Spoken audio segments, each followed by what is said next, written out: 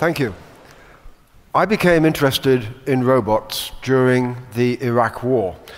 I was in the war as a journalist with the British troops around Basra, then with the Americans heading north to Baghdad. And I came across an American unit that was using small robots to look for explosives, unexploded bombs, IEDs, booby traps. And one of these robots was blown up, was destroyed. And what was surprising was the reaction of the American troops.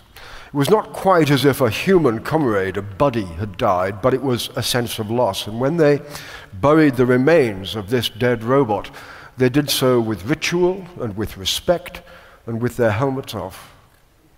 That was interesting.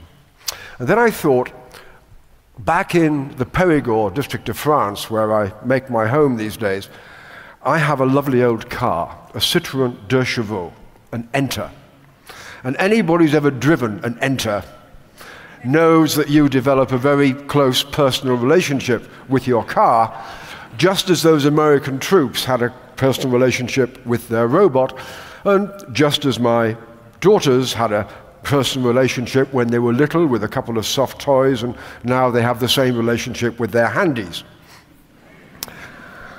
It's in a way akin to the relationship we have with animals, with a dog, a pet dog or a cat or a horse. We humans seem to be really hardwired to try and build connections, not just with other people, but with items around us that are important to us. And this was very useful in my day job. For the past 3 years, I've been involved in a project with the German government. I run a think tank back in the States, and colleagues in the A.T. Kearney consulting firm had arranged with the German government to do a long-term project helping German officials and politicians and business leaders and labor leaders to think about what we need to be doing now to prepare for the entirely new kind of economy and environment we're going to have in 50 years' time. We began thinking about infrastructure, what kind of transmission lines we're going to need when most energy is locally produced with solar panels and so on.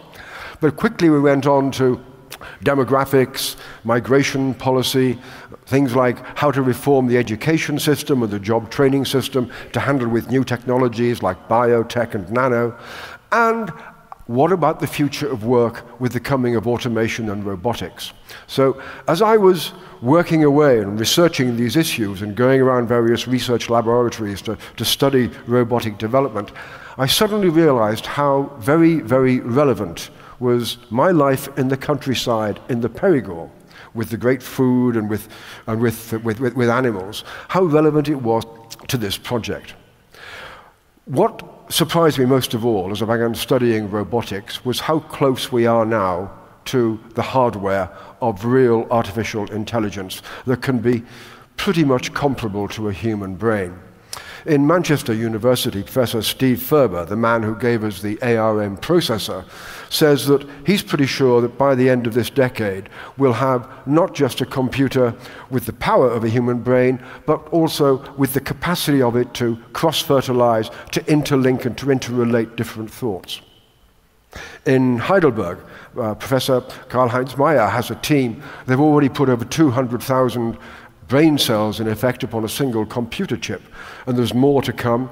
Pretty soon we'll have a computer with the power of the human brain that can fit inside a human skull. Then there's my old friend Henry Markram, whom I first knew when he was running the IBM Blue Brain project, and when he was first developing a computer simulacrum of a mouse's brain cortex. Well, he's now got a grant of €1 billion from the European Union, and he's building what he thinks by 2022, 2023 will be a computer simulacrum of a human brain. The hardware, we're getting really quite close. The software is much more of a problem, although there is a beginning.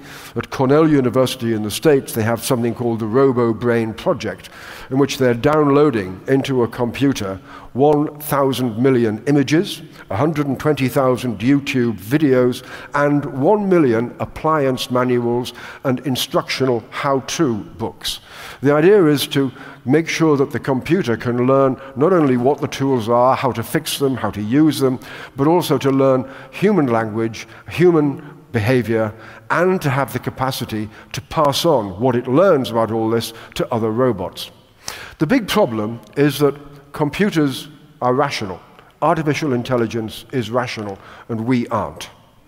Our human thoughts are constantly influenced by human emotions, by fear, by love, by greed, by self-interest, by dislike. What's more, artificial intelligence can't lie. We humans lie often. We also lie to ourselves. So how do rational computers, artificial intelligences of the future, how do they relate to us bizarre, strange, emotional, illogical, irrational human beings? I suspect they are going to have more problem relating to us than we are relating to them and their entirely rational brains.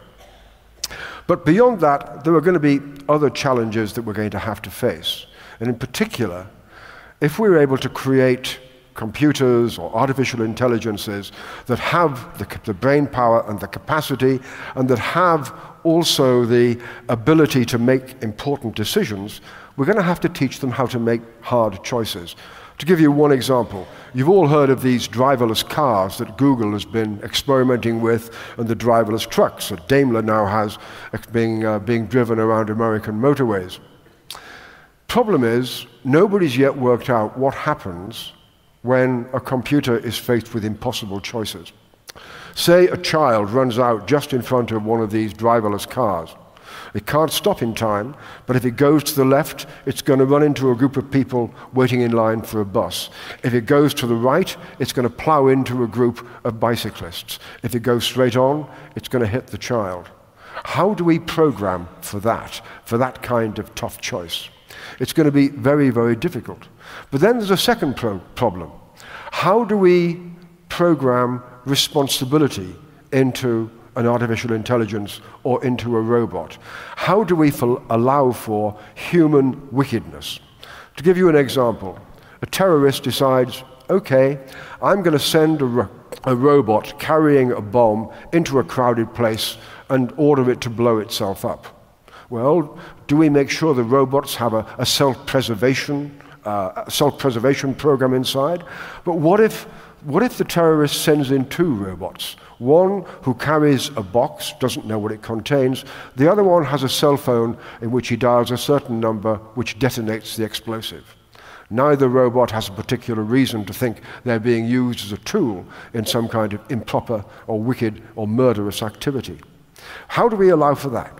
How do we control for that? Well, we're going to have to, in a sense, start teaching artificial intelligence something about ethics. We're also going to have to make sure that these artificial intelligences have a good sense of the ethical views of the particular human owner or operator or partner who is telling them what to do. That's not going to be easy, but it's also going to mean something else. We're going to have to start thinking whether robots are going to have rights. For example, if that robot being ordered to do something wicked by a terrorist thinks, I won't do this, do they have the right to disobey? Do they have the right to go to a court, to a judge, and say, I want to be released from this particular owner? How do we define a robot? Is it just a tool? Is it kind of a slave? Is it the property of whoever buys it?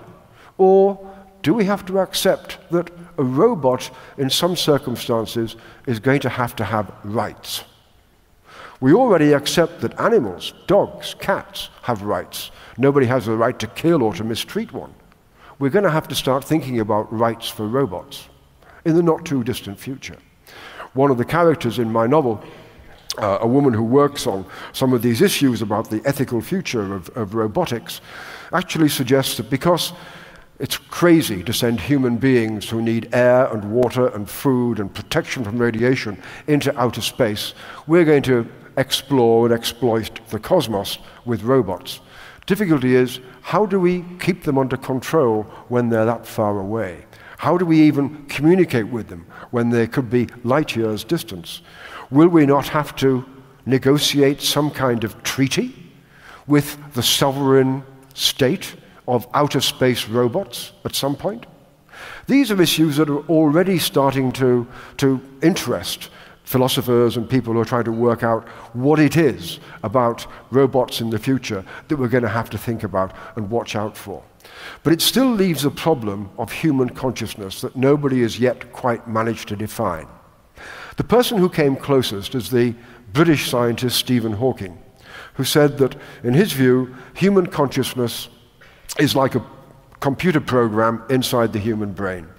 And once the brain is turned off, like a computer, then the program ceases to run. But it would be possible, Hawking added, to recreate a personality on a neural network. It would be a real challenge and very difficult because you'd also have to download all the memories of that particular personality. Memories are tricky. Memories are partial. We often disagree when we try and two people try to remember the same event. Memories are highly subjective. But wait a minute, I'm a novelist. I create personalities, characters on a regular basis. I invent memories and pasts for them. This shouldn't be difficult. And so I've now been proposing that what we need to do when we have this artificial intelligence is to download it with literature and movies. If we can download it with enough of our novels, of our plays, of our films, they can start to give the robots some kind of artificial memory, some kind of artificial basis upon which to operate. And at that point, I began to have real fun, as I thought, which particular movies are going to be really, really useful for the robots? And I thought, well, okay, Das Wunder von Bern, for the love between parent and child and the importance of sport. I thought Braveheart by Mel Gibson for the dangers of patriotism and the seductive force of an inspirational leader. I thought of Das Boot for war, fear, terror, aggression. I thought of Zeffirelli's Romeo and Juliet for the sweet power of love, and of Casablanca for the way love can soften a tough guy like Humphrey Bogart and turn him into something quite noble. But I thought that the film that might be the most useful is a Western by John Ford, a great movie called High Noon, in which Grace Kelly plays a very devout Quaker and a convinced pacifist who nonetheless, in the climax of the film, picks up a gun to shoot a man in order to save her husband's life. And I thought, I can just see robots grappling with that idea, robots programmed not to harm a human being, and seeing how a convinced pacifist would overcome their innate training and go ahead and do so. But say we can tackle all of these problems of the consciousness, of the ethics, of the responsibility, and of the rights, and I'm sure we will be grappling with these in the course of many of your lifetimes, then we're going to also have to do something about socializing the robots. And this is what brought me back to my life in the countryside in France. Just up the road from where I live is the Lascaux Cave, the famous prehistoric cave paintings. And so we think and talk quite a lot in the area about prehistory. And one thing that a lot of us now agree about is that food was an essential part of the creation of human society. We learned to cooperate by hunting together, cooperated in a different way with agriculture as we farmed together, as we reaped crops together, and as we developed food surpluses and had to protect them with walls around our villages, with armies, with taxes, and lo and behold, we get the state. All of this comes as a result of our preoccupation with our essential energy supply, which is food. But food is also a sacrament that brings us all together. And at some point, we're going to have to think about how we socialize artificial intelligence into our human society. And one way we're going to be able to do it, I suspect, is going to be by training. And that's one thing we humans have got a lot of experience at. Tens of thousands of years we've been training dogs and horses and domestic animals. We're going to be able to train robots.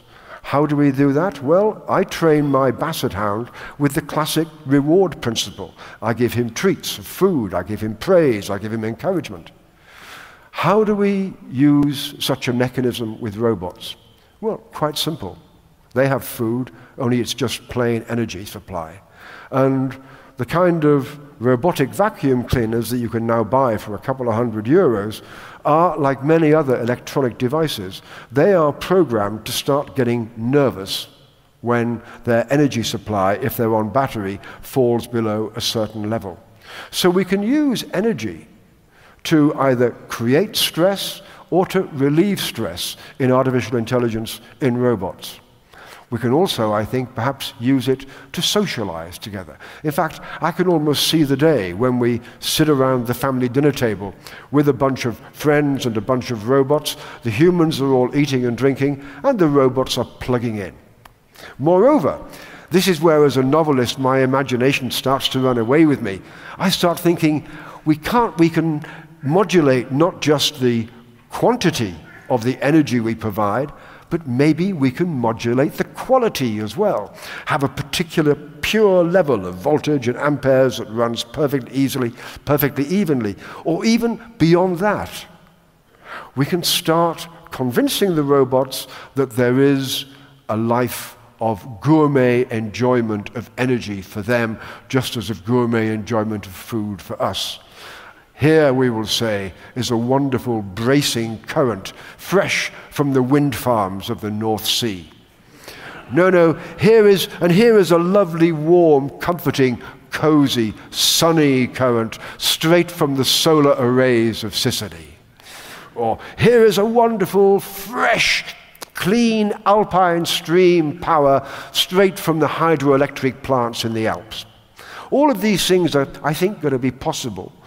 And I suspect for the robots, it's going to mean that eventually they'll be developing their own particular favorite spots, their own particular gourmet restaurants, where they take that very special other robot and perhaps share batteries together. So I can see it coming now. The Good Robot Cookbook, the Good Robot Juice Guide, Power and Robots. I just hope I'm going to be alive to write it. Thank you very much.